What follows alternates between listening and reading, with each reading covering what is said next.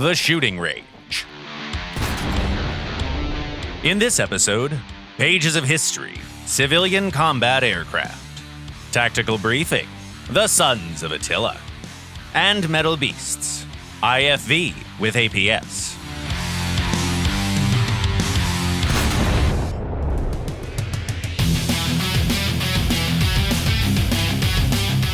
We continue our introduction tour with the new vehicles of this fall. And this time we are happy to welcome a machine our players have long been waiting for. This is one of the most advanced IFVs in the game and the current top of the Hungarian ground branch, the KF-41 Lynx. Its main caliber is a two-plane stabilized 30mm autocannon, with elevation angles between -10 and +45 degrees. It's enhanced with 2 machine guns and a missile launcher, equipped with Spike ATGMs. The driver sits in the front next to the engine and transmission compartment, and 2 more crew members are in the turret. The vehicle also has 20 smoke launchers and an active protection system. If you know the German Puma IFV, you'll be familiar with the Lynx's main caliber as well. This gun's finned rounds can boast a high penetration rate for this class, being capable of damaging enemy sides, and even some vulnerabilities in the front. Depression angles? Good. Aiming speed? Great. Ammo pool? All good. One thing that leaves much to be desired, though, is the rate of fire. Even if you perform a successful flanking attack, you might need to keep some MBTs in your sights for longer than you'd want. Besides the autocannon, though, this Hungarian IFV has anti-tank missiles. And it's not just some missiles. These are the trendy Spikes with fire and forget capability. You can't use them in close combat, but at long range, they're amazing. By the way, these ATGMs are also effective against enemy aircraft. They're unlikely to hit planes, since their flight performance isn't good enough for that, but they're very dangerous for helicopters. Just keep this in mind.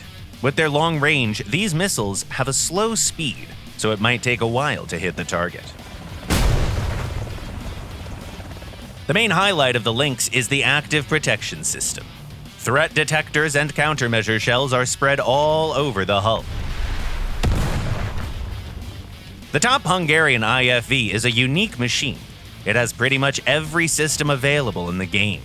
If you like dynamic gameplay, this vehicle will bring you many enjoyable victories.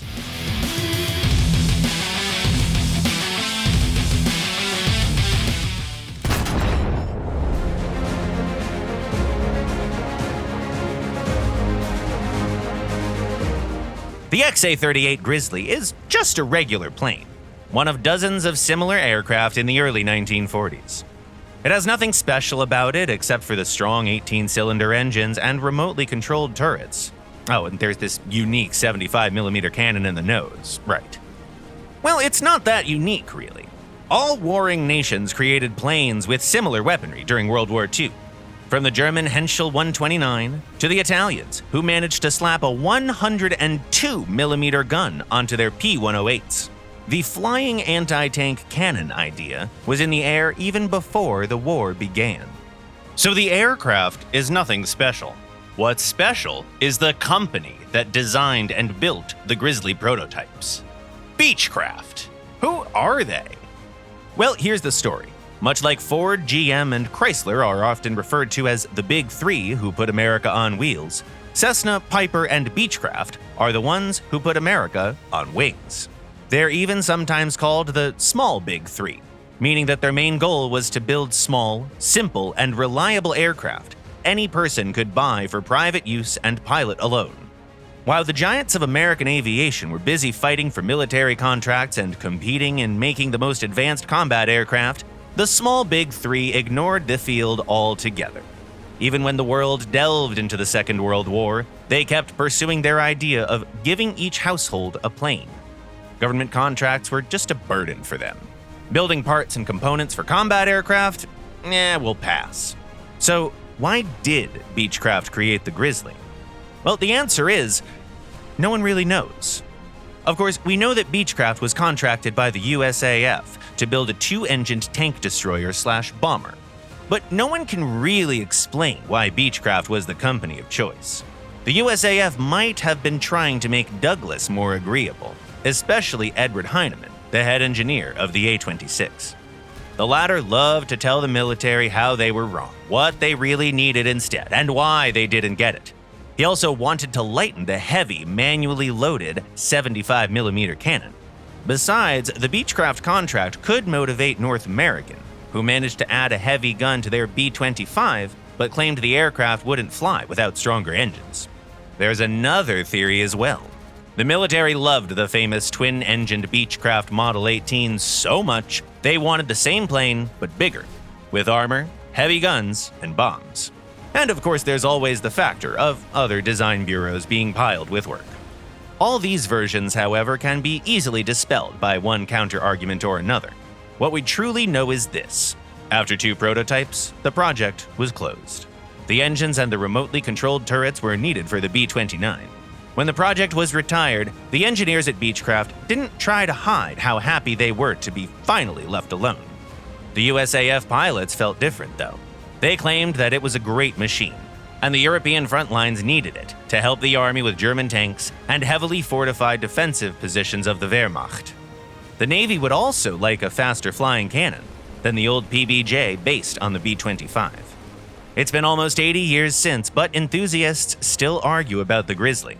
Alas, there are no witnesses or documents left, and the current Beechcraft engineers just shrug, "Our job is to make family planes. Bombers? Who needs bombers? Go ask someone else to build them. You got tons of options anyways."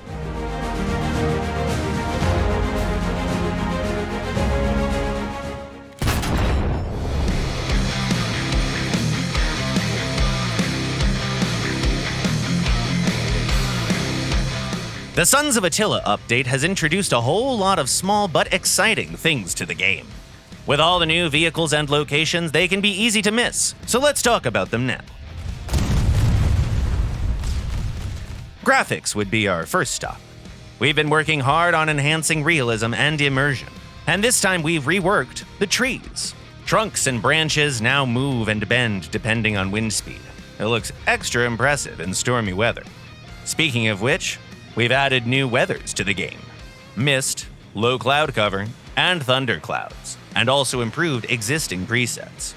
Brightness and contrast now change automatically depending on the time of day, so playing during dawn or sunset has become more comfortable. The main new visual for ground vehicles is the barrel heating. A long volley can make a barrel turn red hot and start smoking. There's also new effects for propellant gases exiting the gun barrels. You can now see how a bore evacuator works. It's that bulge on the barrels you've been asking about so often in the comments. Penetrating a fuel tank can now lead to a flaming puddle or two. If the tank can still move, they can leave an impressive fiery trail.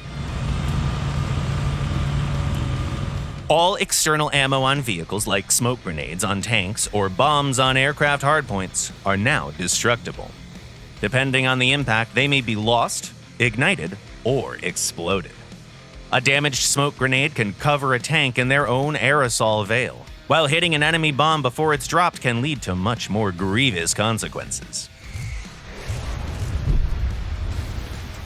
War Thunder pilots might like the new warning systems, Betty and Rita. They'll tell you about critical G-loads and angles of attack, Over G, AOA, low fuel remaining, check fuel, air brakes deployed, air brake on, missiles ready for launch, and many other things. lock, You can adjust the volume of this system in the settings, or turn it off for third-person view and leave it just for the cockpit. 12 o'clock, low, shaft flare, over G, AOA, AOA, New custom loadouts are here as well. Besides the freshly added vehicles, 44 existing aircraft got the new mechanic enabled as well, most of them being World War II prop planes. Some planes and helicopters also received new ordnance. The A-2D, for instance, got a 4,000-pound bomb. Many American jets got the Mark 84 air parachute bomb. The Su-25T and the Su-39 got the R-73 missiles, and the Yak-141 got the R-27 ET missile. Our artists have created ejection animations for all Harriers and F-5s, making the bailout a more enjoyable moment. And lastly, there's the new mechanics we'd like to tell you about. Many of you must be familiar with a situation where you and your enemy fire at the same time, but your round isn't seen by the server and looks like it goes through the enemy with no damage. Well, this is now a thing of the past. If the time gap between firing and receiving critical damage is small, the server will now consider that the attacked player pulled the trigger anyways. In arcade ground mode, your request to start an air battle using escort fighters or helicopters alone will be denied if no enemy joins the air battle. You won't lose any spawn points if this happens. And finally, here's the most wholesome in-game mechanic. You can now accept apologies from your allies if they shoot down your vehicle by accident and ask forgiveness on the radio. If you accept the apology, your allies will see your mercy in the chat, and the accidental offender won't be kicked out of the battle for team killing. We'll dedicate separate sections to some of the largest changes later. Meanwhile, it's time for us to answer some of your questions from the comments.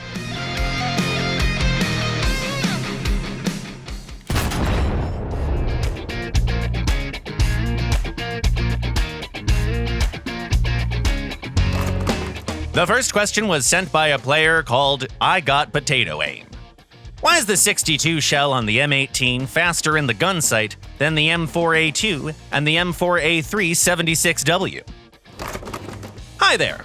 This is an illusion that has to do with different zoom levels of the sights. The M18's sight has a tighter grid, so it might seem like the round is faster.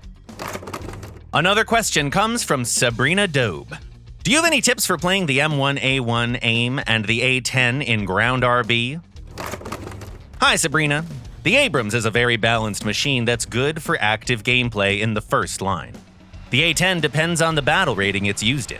It might not feel great in the same lineup with the M1A1 AIM due to its modest flight performance. On its own BR though, the Thunderbolt 2 can be pretty amazing thanks to its guided air-to-surface missiles. A Lonely Corsair writes, is the AIM-7E2 better than the AIM-7F, or the other way around? Hello, Lonely Corsair, we're always here for you. And we can give you a straightforward answer here. The AIM-7F is better than its predecessors in just about everything.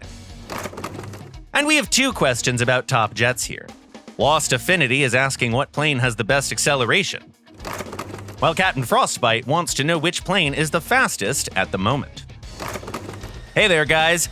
To compare acceleration, we first need to define the speed range we want to test these planes in. Let's pick the 0 to Mach 1 range. In this case, the best acceleration is found on the Yak 141. It can reach Mach 1 in around 29 seconds. The fastest planes in the game are still the early modifications of the MiG-29. They can exceed 1,500 kilometers an hour near the ground. That's it for today.